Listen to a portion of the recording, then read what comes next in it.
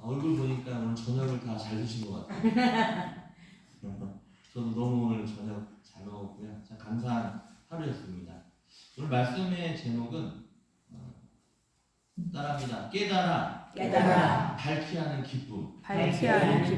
네, 여러분들도 깨달아서 기쁨이 충만한 그런 인생이 되길 원합니다.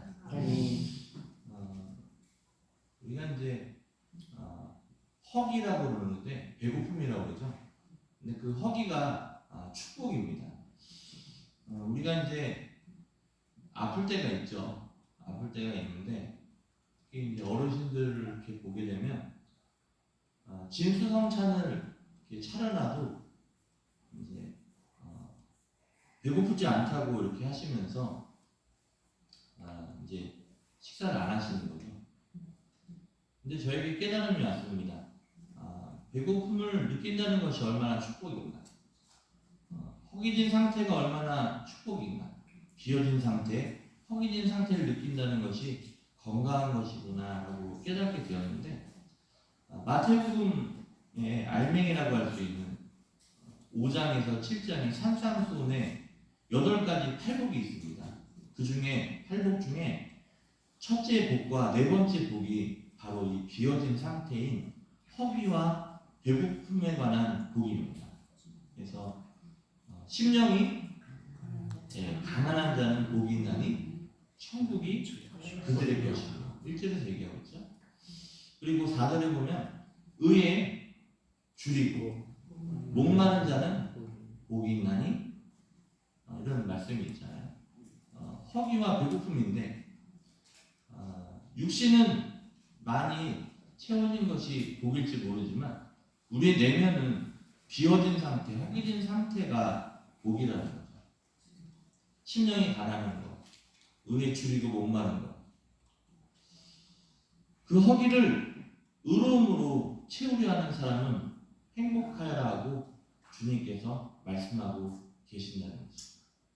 늘 심령이 우리 은영교 성도님들은 하나님 앞에 배고파하고 갈급해하는 그런 건강한 영적 승리자가 되시기를 주님의 이름으로 축복합니다. 영적으로 자꾸 배고프니까 자꾸 하나님 앞으로 말씀 앞으로 나아가게 되는 거죠. 그걸 채우려고. 영의 건강 상태를 이 영의 허기짐으로 판단을 합니다.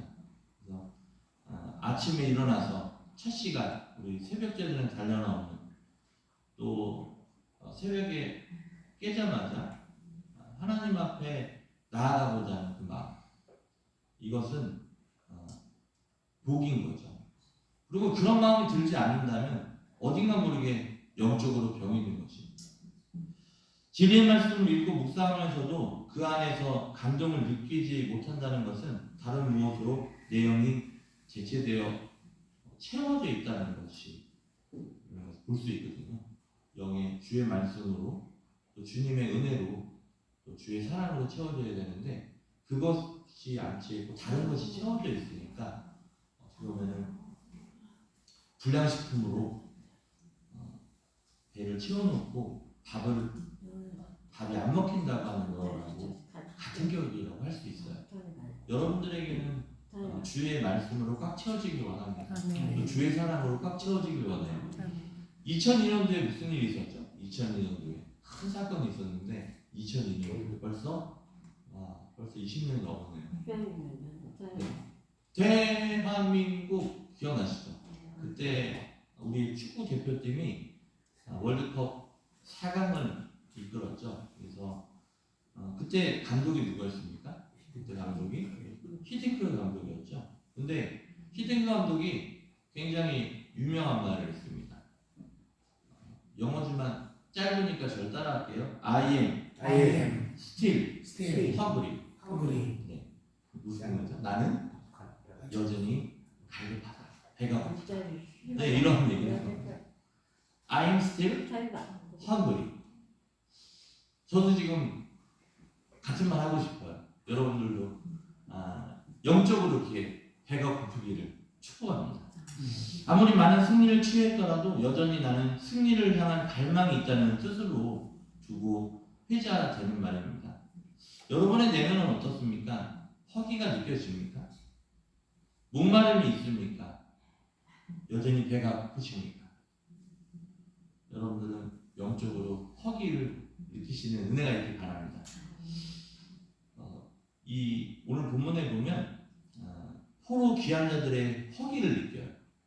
오늘 본문에 영적으로 배고프고 허기진 백성들의 이야기가 나오고 있는데, 이 느헤미야는 여러분들 잘 알다시피 예루살렘에 무너진 성벽을 재건했던 사람입니다. 본문의 일을 돕기 위해 포로 시기 이스라엘 역사를 간단하게 살펴보면, 이 나무다는 시드기야 왕 때 바벨론에 의해 멸망하게 됩니다. 시드기야와 백성의 일부가 바벨론으로 유배되어 포로 생활을 시작하죠. 포로 생활을 한 지 70년 이후에 바벨론이 페르시아 제국에 의해 멸망하게 됩니다. 당시 페르시아 왕이었던 고레스는 유대의 포로들을 고향으로 돌아가게 허락합니다. 그래서 첫 번째 귀한 공동체를 이끌었던 지도자 스룹바벨과 선지자 학개와 같은 인물들에 의해 무너졌던 성전이 다시 세워지고, 예루살렘에서 드디어 예배다운 예배가 드려지게 된 것입니다. 성전이 완공된 후 60년 후에 바사왕 아닥사스다 왕이 통치하던 시기에 포로들의 두 번째 귀환이 이루어집니다. 이 두 번째 포로들이 귀환할 때 학사 에스라가 포함되어 있었던 것이에요. 그 이야기는 오늘 에스라 7장에 자세히 나오게 됩니다. 한번 읽어보시고요. 에스라 7장 6절에서 에스라를 이렇게 소개합니다. 이 에스라가 바벨론에서 올라왔으니 그는 이스라엘 하나님 여호와께서 주신 모세의 율법에 익숙한 학자로서 그의 하나님 여호와의 도우심으로 힘임으로 왕에게 구하는 것은 다 받는 자이더니 라고 말씀하고 있어요. 이 에스라는 아닥사스다 왕의 충애를 받은 모세의 율법에 도통한 학자고 제사장이 있음을 알 수 있습니다. 이 에스라의 귀환이 얼마 있지 않고 느헤미야가 유다의 총독으로 오게 됩니다. 이 느헤미야는 유다 총독으로 자원하여 아닥사스다 왕의 어명을 받고 유다에 온 사람인 것이죠. 느헤미야가 예루살렘에 온 목적은 완성된 성전과 삶의 터전을 보호하기 위한 성벽을 쌓기 위해서였습니다. 그는 방해꾼의 공작에도 불구하고 52일 만에 성벽을 재건하는 데 성공합니다. 저번 수요일에 말씀드렸던 건데요. 오늘 본문은 성벽을 완성한 직후의 이야기입니다. 그러니까 지금까지의 상황을 더 간단히 정리해보면, 바벨론 포로에서 돌아온 사람들은 먹고 살기에 바빴습니다. 예배고 뭐고 당장 오늘 끼니를 때울 것이 걱정이었고, 밤 이슬을 피해 가족들이 잠자야 할 집을 짓는 것이 우선이었던 것입니다. 그런 그들을 향해 학계 같은 선지자들은 먹고 사는 것보다 하나님께 예배드리는 것이 우선이라고 얘기하면서 성전 건축을 독려했던 것이죠. 이제 성전 건축이 되고 예배는 드리고 있는데 주위의 오랑캐들이 그들을 놔두지 않았던 것이죠. 소위 안전과 안보의 문제에 봉착한 것이죠. 이제 안전하게 좀 살아보자 하고 느헤미야의 성벽이 재건되게 된 것입니다. 그러니까 먹고 살만도 하고 예배도 드릴 수 있고 안전도 보장이 됐는데 뭔가 허전한 겁니다. 이것이 완성이 아니라는 생각이 든 것이죠. 그래서 백성들이 8장 1절을 보니까 7월 초 하루에 초막절을 맞이하여 일제히 수문 앞에 있는 광장에 모여든 것입니다. 우리로 치면 여기에 단체들이 제일 많이 모이는 그 장소가 어딘가요? 그 광장에 모여든 것입니다. 이 백성들이 일제히 모여 학사 에스라에게 지금 간청을 하고 있는 겁니다. 여기서 주목해야 할 것이 에스라가 그들을 모은 것이 아니라 그들이 자발적으로 모였다는 거예요. 에스라에게 모세의 율법책을 들려줄 것을 부탁했다는 것입니다. 제가 뭘 말하고 있냐면 이들의 삶에 허기가 있었다는 것이죠. 그래서 하나님의 종에게 율법책을 읽어달라 하면서 예배드리자 하면서 스스로가 모여서 이렇게 나갔던 것이죠. 먹고 살만도 하고 종교인으로서 주일이면 꼬박꼬박 예배도 드리지만 여전히 뭔가 허전하고 갈증이 느껴졌다는 것입니다. 그런 이유에서 그들은 제사장이 학살했던 에스라를 찾은 것이에요. 에스라라는 백성들이 특별하게 만들어준 그 높은 강단에 올라가 율법을 낭독하기 시작을 한 겁니다. 에스라의 양옆에서 레위인들이 늘어섭니다. 13명이 좌우로 섰다고 나오고 있습니다. 에스라는 새벽부터 정오까지 꽤 긴 시간 내내 율법을 낭독하고 있는 것이에요. 책을 펼 때 행동을 보면 5절, 6절 말씀 오늘 다시 읽어볼까요? 5절, 6절. 시작. 에스라가 모든 백성들 위에서 그들을 목전에 책을 펴니 책을 펼 때 모든 백성이 일어서니라. 에스라가 위대하신 하나님 여호와를 송축하며 모든 목이 뚫고 아멘 아멘 하고 응답하고 몸을 굽혀 얼굴을 땅에 대고 여호와께 경배하니라. 아멘. 우리도 성경 읽을 때 어떻게 하죠? 이후에 때 다 일어서고 있죠. 어떻게 보면 우리 교회가 이런 참 그런 것도 잘 돼 있는 것 같은데, 그러면서 뭐 하고 있습니까? 책을 펼 때 일어나고 또 손을 들고 아멘 아멘. 저희 교회는 아멘 할 때 이렇게 손 안 들잖아요, 이렇게. 근데 이제 우리 충의교회 돌아가신 감독님 같은 경우는 보면은 이게 손을 들고 아멘 합니다. 우리도 한번 해볼까요? 오른손을 들고 아멘. 네, 이게 쫙쫙 피라고 그래요. 네, 아멘 하는 거죠. 손을 펴고 또 몸을 굽혀 얼굴을 땅에 대고 여호와께 경배하고 있는 모습이 오늘 나오고 있습니다. 신학생 때 이제 교회 다니면서 여러 군데 교회를 사실 탐방식으로 다녔었어요. 그래서 보면은 성경 공동할 때 일어서는 교회 있고 또 우리 교회는 일어서잖아요. 앉아 있는 교회들도 많이 있어요. 근데 뭐 그게 본질적인 문제는 아닌 것 같은데 하나하나 이제 성경에 있는 모습들을 모습을 재현하면서 또 그렇게 나아가는 모습도 나쁘진 않다고 봅니다. 율법 낭독이 끝나자 에스라 좌우로 서 있던 레위인들이 이제 그 말씀을 해석해주고 가르쳐주기 시작합니다. 목적은 백성들로 그 율법의 말씀을 깨달아 알게 하기 위함이었던 것이고, 똑같이 말씀이 떨어져도 이제 깨닫는 분이 있고 그렇지 않은 분이 있거든요. 그런데 그렇게 하기 위해서 노력을 한 거죠. 그래서 그 각 교회는 이제 베델 성서, 우리 은영교회도 베델 성서 한 점 있지 않아요? 없나요? 아니, 성경대학, 제자훈련, 이 말씀을 이제 묵상하는, 요즘에 뭐 공동체 성경 읽기도 하고 그렇습니다. 여기서 보면은 계속 오전 내내, 오후 내내 24시간 성경책을 계속 읽어 나가는 거거든요. 그러면서 그 말씀을 배울 수 있는 그런 성경으로 하는 학교들이 세워지고 있고 지금 그러고 있습니다. 그 존재의 의미를 알기 때문에 그래요. 우리가 이제 우리나라도 보릿고개가 있었잖아요. 근데 그 보릿고개 지금 경험하시는 분 있나요? 분사님들 중에? 기억나세요? 기억 안 나죠? 벌써 우리나라는 이제 먹고 살만하죠.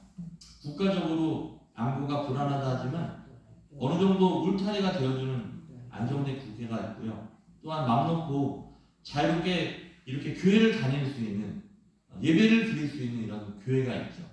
지금도 예배 드리고 싶은데 예배 드리면은 나라에서 이제 경찰들이 잡아오거나 그래서 못 드리는 그런 나라들이 있습니다. 근데 우리나라는 예배 드리고 싶으면 교회 마음대로 이렇게 올 수 있는 복된 그런 나라잖아요. 종교 생활이 이만큼 보장된 나라도 찾기 힘듭니다. 특히 교회 예배장을 찾기란 교회가 편의점보다 많나요? 어떤 데 되면은 더 교회가 더 많은 것을 보게 돼요. 그래서 신앙생활하고 싶기가 너무 좋죠.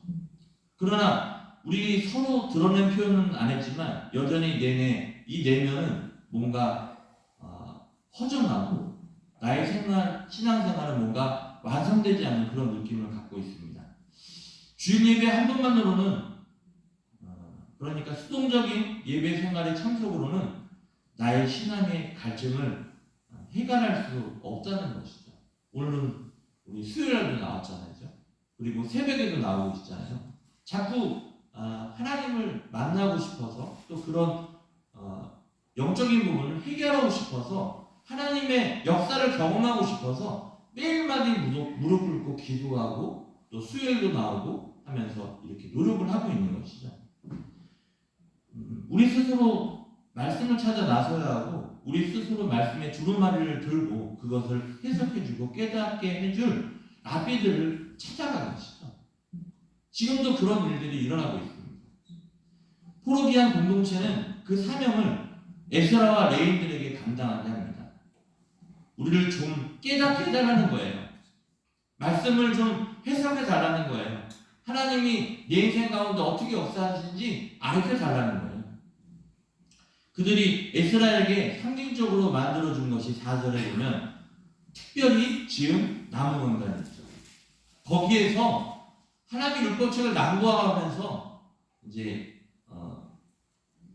그걸 만든 거죠. 우리도 이제 나무 강단 있지 않습니까? 특별한 목적을 위해 만든 나무 강단이라는 뜻입니다. 백성들이 서서도 볼 수 있게 높은 곳에 위치하게 한 나무 강단이었죠. 이 나무 강단을 통해 하나님의 말씀이 낭독될 뿐만 아니라 해석되어지고 여러분들은 말씀이 말하는 바를 깨달아 알게 되는 것이죠. 나무 강단은 깨달음을 위해 특별히 지어진 말씀 공급의 젖줄이었던 것입니다. 이 강단에서 선포되는 말씀이 여러분들의 젖줄이 되기를 축복합니다. 아멘.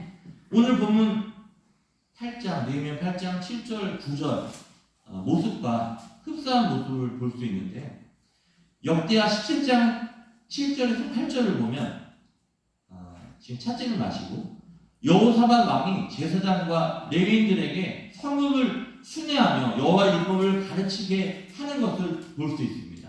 역대하에서 오늘 말씀과 연결이 되어 있고요. 또 열왕기하 22장 11절에도 역대하 34장 18절 19절에도 요시야 왕 때의 서기관 사반이 성전에서 발견한 율법책을 읽을 때 옷을 찢었던 모습이 오늘 본문 9절과 흡사하다는 걸 알 수 있습니다.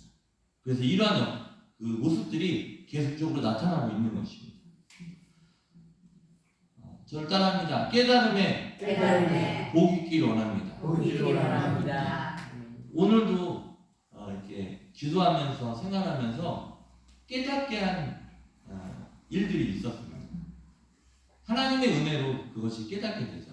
그래서 이 깨달음은 곧 은혜입니다. 오늘 8절 9절 말씀 같이 있습니다. 8절 9절 시작. 하나님의 율법책을 낭독하고 그 뜻을 해석하여 백성에게 그 낭독하는 것을 다 깨닫게 백성이 율법의 말씀을 듣고 다 들어옵니다. 총독 베냐와 장사하며 학사 에스라 백성을 가르치는 예루살렘이 모든 백성에게 이르기를 오늘은 너희 하나님 여호와의 성성이니 슬퍼하시며 울지 말라 하고 거기에 보면은요 8절에 보면 하나님께서 역사하시는데 그 낭독하는 것을 어떻게 하신다고요? 다 깨닫게 하세요. 여러분들에게도 깨닫게 되는 은혜가 있기 원합니다. 그러면서 9절에 보니까 백성이 율법의 말씀을 듣고 다 우는지라. 이것은 회복의 역사입니다. 하나님 만지고 계시는 거예요. 여러분들 예배드리다가 말씀 듣다가 찬양하다가 기도하다가 주님이 주신 눈물을 경험하시기 바라요. 지금 오늘 말씀이 선포되고 있는데 여기에서 지금 말씀을 듣고 우는 분들이 나타나게 되는 거죠. 우리 예배 시간에도 그와 같은 역사가 있기를 축복합니다. 우리 찬양 시간에도 그와 같은 일이 있기를 주님의 이름으로 축복합니다. 특별히 엠마오의 주제자도 마찬가지지만 성경을 풀이하다가 내 마음이 뜨거워집니다. 성찬하다가 눈이 밝아져요. 예배 시간에 그와 같은 역사가 있음을 믿고 나오신 거 아닙니까? 우리 은영교회 예배 가운데 그러한 역사가 있기를 주님의 이름으로 축복합니다. 누가 하는 겁니까? 그걸 하나님이 하시는 거예요. 그래서 저도 설교 준비하지만 쟤는 선포하면은요 하나님이 일하시더라고요. 제가 생각하지 못했던 부분에서 성도들이 은혜 받고 또 하나님이 막 일하시는데 우리들 안에 막 눈물이 나타나고 우는 분도 나타나고 뭐 또 여러 가지 표현이 나타나게 되는데 우리 은혜교회 예배가 하나님이 기뻐하시는 예배가 되기를 주님의 이름으로 축복합니다. 깨닫게 됐다는 거죠. 그게 7절 뒷부분과 8절에서 깨닫게 한다는 말이 계속적으로 나오겠죠. 7절 뒷부분에 보면 그들에게 율법을 깨닫게 하여, 그리고 8절 뒷부분에 보면 그 낭독하는 것을 깨닫게 하여. 우리들에게 깨닫게 되는 역사가 있기를 주님의 이름으로 축복합니다. 그래서 그 은혜가 이제 횟수가 반복될수록 우리의 신앙이 따라합니다. 우리의 신앙이 성숙해진다. 네. 그래요. 하나님이 만드시니까 저도 저 집사님 보면 저 권사님 보면 저 장로님 보면 하나님이 만드시니까 이렇게 성숙하게 신앙생활하는 모습을 제가 보고 은혜 받습니다. 우리 은혜교회 성도님들 예배 시간마다 하나님 만져주셔서 깨닫게 하셔서 그러한 은혜가 있는 성숙한 신앙을 가지는 것이 저와 여러분들의 소원 아니겠습니까? 그 은혜를 간직하는 우리 모두가 되길 원합니다. 그러면서 울기 시작해요. 이 울음의 의미는 두 가지입니다. 첫째는 따라합니다. 말씀을 들을 수 있다는 것이 감격일 것이고, 네. 이 말씀을 들을 수 있다는 것이 감격. 그래서 바울이 디모데에게 편지를 쓰면서 너그러운 자가 되라고 했을 때 그 너그러운 자가 바로 이 부분입니다. 말씀을 듣는 거. 여러분들 말씀 아무나 안 들어요. 안 듣더라. 제가 이제 그 장례를 집례한 것만 200번이 되잖아요. 근데 예배 이렇게 인도하러 가잖아요. 그러면 그 상주들이 거기 앉아 있어야 되잖아요. 그죠? 그런데 말씀을 들지 않으려고 예배드리지 않으려고 그 자리를 피합니다. 그럼 그 자리에 앉아 있는 사람은 뭐예요? 그래도 말씀을 들으려고 하는 거죠. 다 들으려고 하는 게 아닌 거예요. 이게 바로 말씀을 들을 수 있다는 감격이라는 것을 기억하시기 바랍니다. 이런 자가 신앙이 성장할 수 있어요. 신방 가면은 분명히 부부가 같이 사는데 이제 가면 남편은 그 목사님이 오는 시간 그 시간 피해가지고 피해서 웃긴 거 되게 많이 봤는데 저희가 이제 시간을 놓치거나 옮기잖아요. 그러면 그분은 그거 알고 갔다가 예배 끝난 줄 알고 들어왔는데 이제 예배 시작하고 그런데 들어왔으니까 이제 더 심한 사람은 그냥 들어가서 안 나오기도 하고 아예 그냥 강박한 사람은 그렇지 않은 사람은 어떻게 돼요? 예배를 같이 드리게 하나님 만드시더라고요. 근데 그것도 은혜인 거죠. 말씀을 들을 수 있다는 감격인 걸 기억하시기 바라요. 여러분들 옆 사람에 인사합니다. 이 자리에 앉는 게 복입니다. 저도 이 자리에 서서 설교하는 게 저도 은혜인 거예요. 이 하나님의 말씀을 대언한다는 것 자체가 이것이 은혜인 거죠. 뭐 누가 듣던 안 듣던 이 자리에 서 있던 자체가 이게 은혜인 거죠. 두 번째는요. 그 말씀이 저를 따라합니다. 백성들의 폐부를 찔렀기 때문입니다. 근데 이 말씀이요. 살아서 운동력이 있어가지고요. 정말 좌우의 날성검이 돼서 우리의 관절과 골수 다 찔러주깁니다. 그래서 능력이 나타나요. 따라합니다. 운동력이 있어. 이 말씀은 운동력이 있어. 지금 활력이라고 나오는데 그 힘이 있는 거예요. 이 말씀이. 그래서 우리의 폐부를 찌는 겁니다. 말씀의 방망이가 자신들의 내면을 두들기자 그들이 깨닫지 못했던 자신들의 죄와 직면하게 되고 그 죄 때문에 어찌할꼬 하면서 울게 된 것입니다. 하나님의 말씀을 예수님이 말씀으로 오시잖아요. 그 말씀이 이제 선포될 때 또 성찬을 할 때 그 말씀을 내가 먹고 마시고 아멘할 때 거기에 믿음의 유익이 됩니다.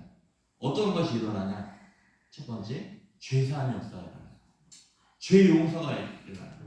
말씀을 들으면서 정말 그랬어야 되는데, 우리 부모님한테 더 효도했어야 되는데, 형제들끼리 싸우면 안 됐어야 되는데, 우리 속도원들 더 사랑했어야 되는데 하면서 그때 회개 역사가 이루어집니다. 죄 용서가 이루어집니다. 그러니까 말씀이 지금 내 폐별을 찌르니까 그들이 하나님 어찌할까 하면서 눈물이 쏟아지게 된 겁니다. 우리 백성들에게 다시 에스라와 느헤미야 그리고 레위인들이 말씀을 통해 권면합니다. 그랬더니 백성들의 얼굴에 희색이 돌기 시작한 겁니다. 말씀이 일하기 시작한 거예요. 12절 말씀 같이 읽습니다. 12절 시작. 모든 백성이 가서 구하시며 나누고 그의 구하니 이는 그들이 읽어주는 말을 밝게 하시라. 네, 우리들의 간증이 되기 원합니다. 그 읽어주는 그 말을 밝히 합니다. 그래서 그것을 통해서 우리가 조금 전에 먹고 마시면서 크게 즐거워하고 기뻐했지 않습니까? 그런 역사들이 또 그 말씀에 그 읽어준 그 말씀을 밝히 알게 되면서 깨닫게 되면서 저를 따라합니다. 참 자유를 맛보았습니다. 네, 그렇습니다. 여러분들 진리가 너희를 자유케 하리라. 그 진리가 뭐죠? 그 진리가 예수님입니다. 예수님이 뭐라고 그랬어요? 나는 길이요 진리요 생명이다. 그 예수님은요, 진리이신 예수님은 우리를 자유케 하세요. 여러분들 지금 매여 있는 게 있다면 다 자유케 되는 역사가 있기를 주님의 이름으로 축복합니다. 분명히 저희가 뭐가 매여 있었는데 예수님이 내 안에 들어오니까 그 묶여져 있던 것이 풀리더라고요. 해결되더라고요. 내가 하려고 하니까 안 되는데 하나님이 하시니까 되더라고요. 이번 주일날 삼선에 대해서 얘기할 텐데 나중에 묶입니다. 기둥이. 자기 힘으로 안 돼요.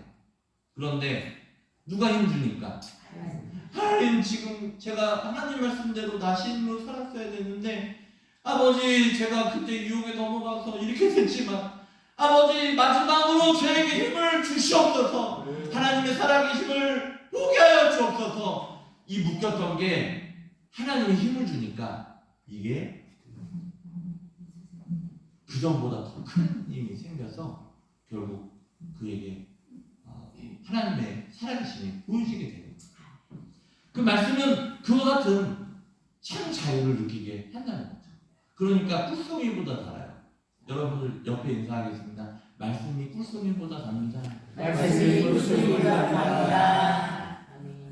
네, 그래서 말씀이 그 선포될 때 깨달음을 통해서 인생의 참 행복을 맛보았고 깨달음을 통해 자신의 무거운 죄와 문제와 직면하게 되었으며 또 다른 깨달음을 통해 그 죄를 해결하는 복음을 듣고 자유를 맛보게 된 것입니다. 그와 같은 역사가 은영교회 곳곳에서 이루어지기를 주님의 이름으로 축복합니다. 건강 문제로, 자녀 문제로, 사업자 문제로 매여 있는 것이 있다면 그 문제가 하나님의 복음을 듣고 예수님의 역사 가운데 그것을 해결되는 자유를 맛보게 되는 그런 간증이, 찬양이 우리들이 되어 있기를 주님의 이름으로 축복합니다. 그러니 깨달음을 통해 밝혀하는 것이 큰 복인 거죠. 옆에 분에게 고백합시다. 깨달음이 복입니다. 깨달음이 복입니다. 네. 그래서 성경을 알아가는 성경대학, 베델성서 제자훈련, 이런 프로그램을 통해서 말씀을 붙잡고 깨달음과 깨우침을 주기 위한 그런 특별한 시간이 우리들에게 있어야 될 것이에요. 예배 위에 보충 수업이라고 생각하면 되겠죠. 그래서 우리 교회에서 목사님 말씀 좀 가르쳐 주세요. 말씀을 같이 풀어나갔으면 좋겠습니다. 그래서 저도 지금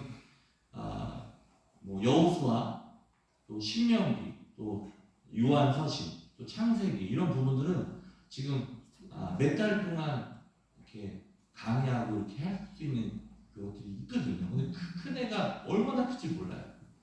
여러분들 말씀을 배워가는데 가급해 하시기 바래요. 허기가 있기를 원합니다. 그래서 그 말씀을 통해 더 깊은 말씀에 빠져들어가는 우리 은영교회 성도님들을 되게 원하고 또 스스로는 깨우칠 수 없는 믿음의 그 말씀의 의미를 깨달으시는 은혜를 눌러보시고 사람은 깨달음이 없이 변화가 시작되지 않습니다. 변화가 되려면 따라합니다. 변화가 되려면 깨달음이 있어야 된다. 네, 그렇습니다. 변화를 원하십니까? 그러면 하나님이 은혜를 주셔서 깨달음을 통해 내가 더 성장하게 됩니다. 그것이 횟수가 많아질수록 내가 더 신앙의 자유함이 있게 되는 거죠. 네, 아멘 2명 하셨는데 그걸 경험하신 분이 더 즐길 수가 있어요. 제가 말씀드렸지만 참새는 타작바닥에도 어디까지 가고 올라가요? 막 힘내고 해도 스스로 전봇대밖에 못 올라가요.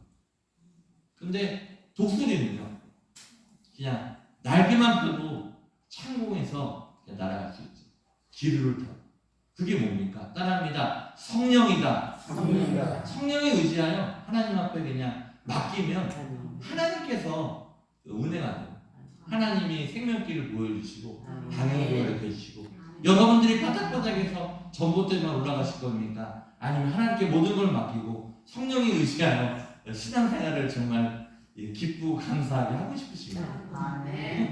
기뻐요. 그러니까 기쁘고 얼마나 계속적인 일이 있어도 그냥 감사함으로 받는 거죠. 내 새벽기도 끝나고 이제 중학년에 그 체육대회 얘가 이제 아침에 바로 새벽에 출발해야 되는데 막 모든 그런 행사들이나 모든 일들이 다 행복해요. 기뻐요. 왜냐하면 누구께 맡겼으니까. 성령께 맡겼으니까. 하나님이 저 오늘은 하나님 어디로 인도하실 거예요? 하나님 어디로 하나님 행복을 또 누리게 하실 거예요? 하면서 이걸 뭐예요? 즐기는 거죠. 즐기고 하나님께 맡기니까 참된 은혜가 있고 깨달음이 있는 걸 보게 됩니다. 누리시기 바랍니다. 성경은 깨달음의 중요성에 대해 자주 언급합니다. 찾아보고 싶긴 한데 성경의 깨달음의 중요성 우리 한 3가지만 찾아볼게요. 시편 49편 20절. 깨달음의 중요성입니다. 깨달음. 다시 말해 은혜인데 시편 49편 20절.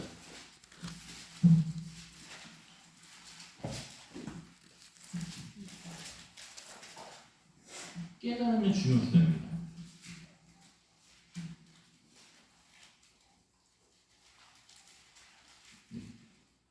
같이 읽습니다. 시작. 존귀하나 깨닫지 못하는 사람은 멸망하고 징수받았다. 네, 깨달음은 이렇게 중요한 거죠. 그리고 이사야 50장 4절.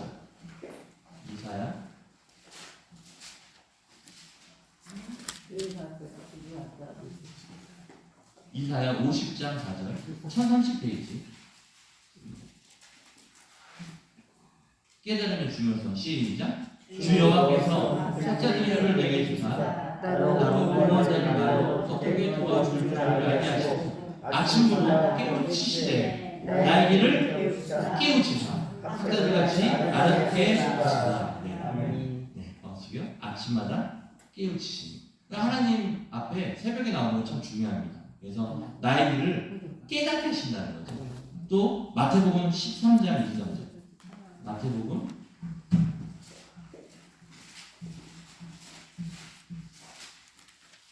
13장 23절. 차이있나요? 22페이지 마태복음 시작. 좋은 땅에 말씀을 듣고 깨닫는 네, 여기까지. 말씀을 듣고 깨닫는. 네, 여러분들 이게 뭡니까? 따라합니다. 좋은 땅이다. 좋은 땅이다. 그렇습니다. 여러분 좋은 땅 되시기 바랍니다. 그러면 거기에 심어져서 30배, 60배, 100배 역사, 또 1000배, 만배 역사가 있음을 믿으시기 바라요. 인간은 유한하나 하나님 무한하세요. 여러분은 뭐만 되면 돼요? 좋은 땅만 되는 거예요. 그래서 그걸 깨닫게 되는 거예요. 그러니까 말씀을 듣는 자리, 다른 거로 해결이 안 돼요. 말씀을 듣는 자리에, 말씀을 묵상하는 자리에, 공부하는 자리에서 깨닫게 됩니다. 말씀을 듣는 자리에서 뜨거움이 일어나요. 그래서 일을 할 때도, 또 찬양을 할 때도, 사역을 할 때도 그 안에 뭐가 있냐? 따라합니다. 열정이 있다. 왜냐하면 그거 누가 주는 거니까. 하나님 주시는. 그래서 말씀 묵상하니까 내가 영원히 지쳤다가도 하나님이 새로운 힘을 주심을 믿으시기 바랍니다. 되는 거예요. 아 그렇습니다 주님. 나는 연약하지만 주님 강하시오니 저에게 날마다 새로운 힘을 더하여 주옵소서.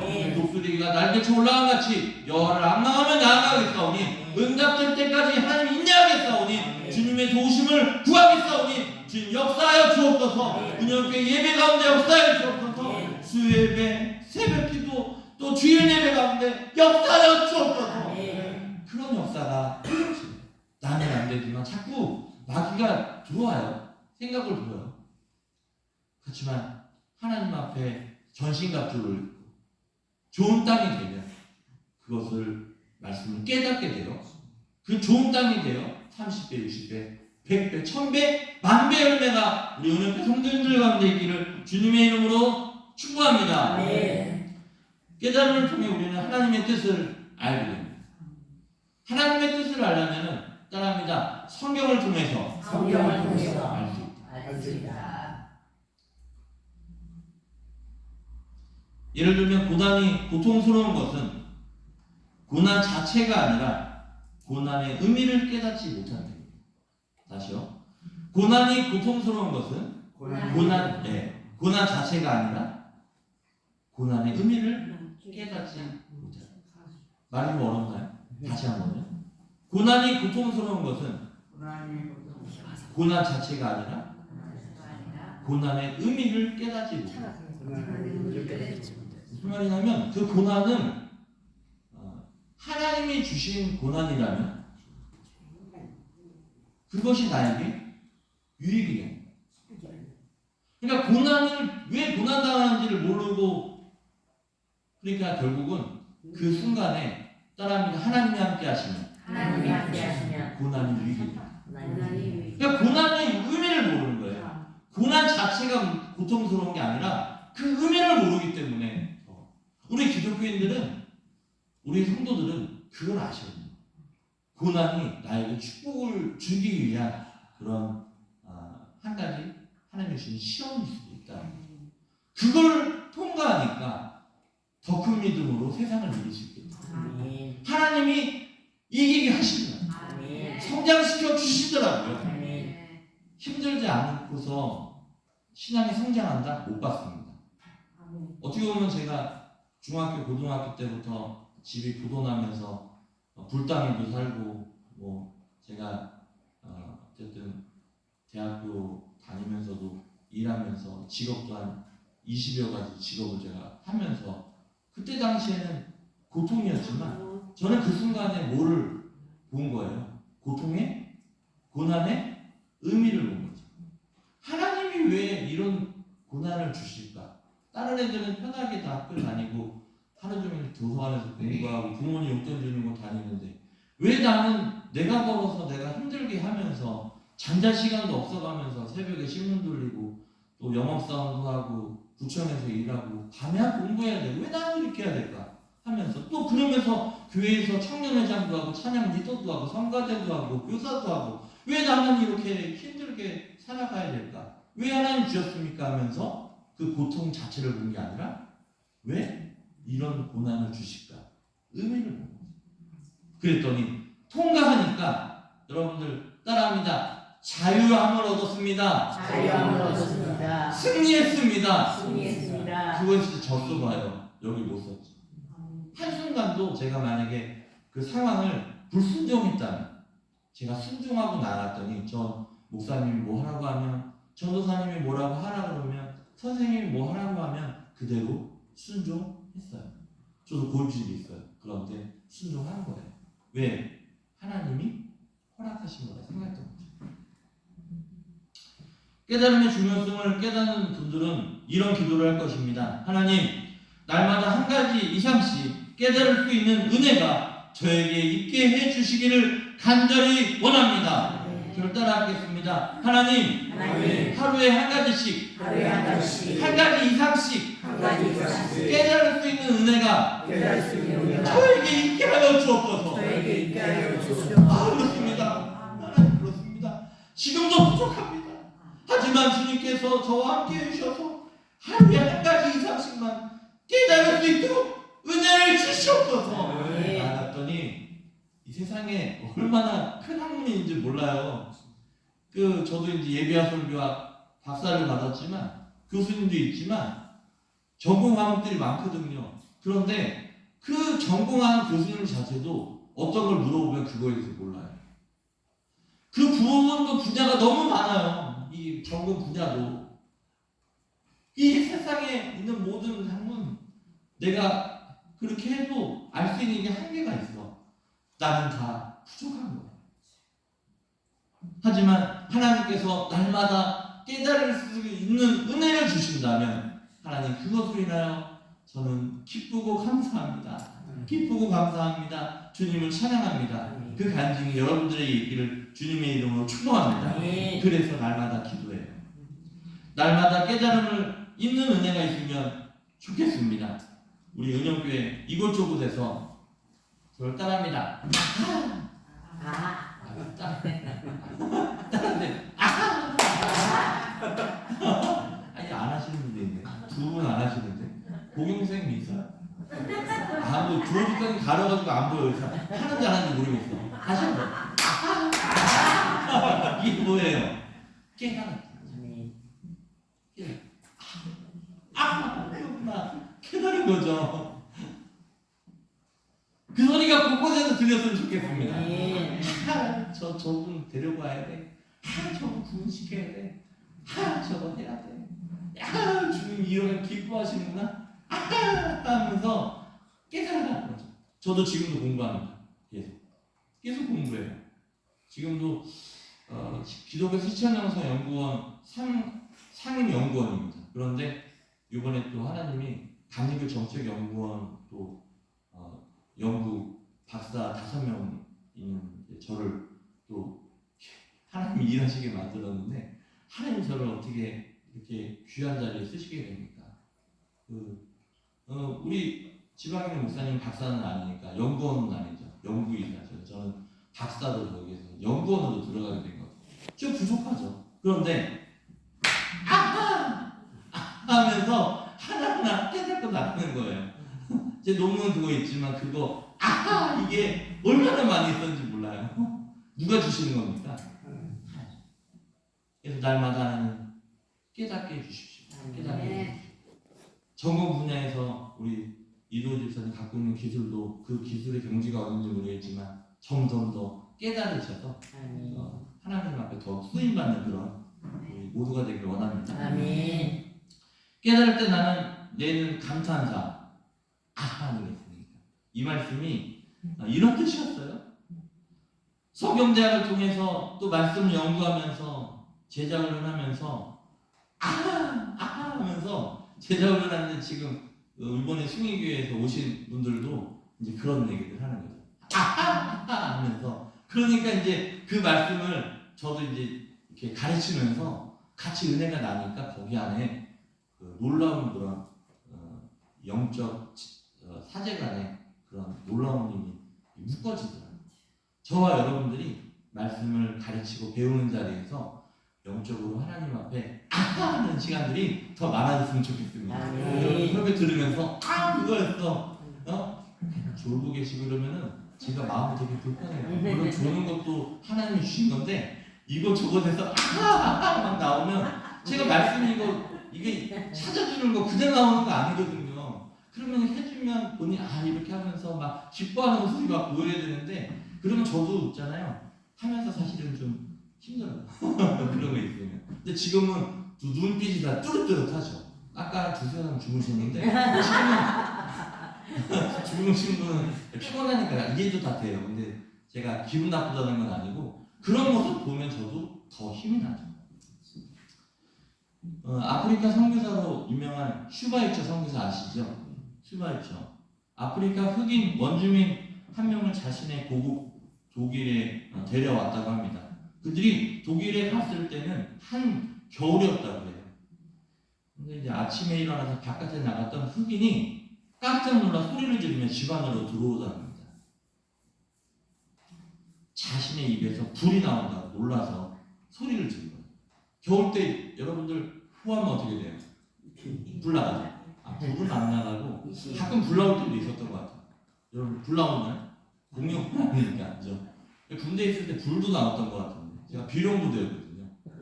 용은 나오잖아요. 근데 웃기라고 하는데 하나도 안 웃기네요. 하여튼 이 아프리카는 어디에 살아요?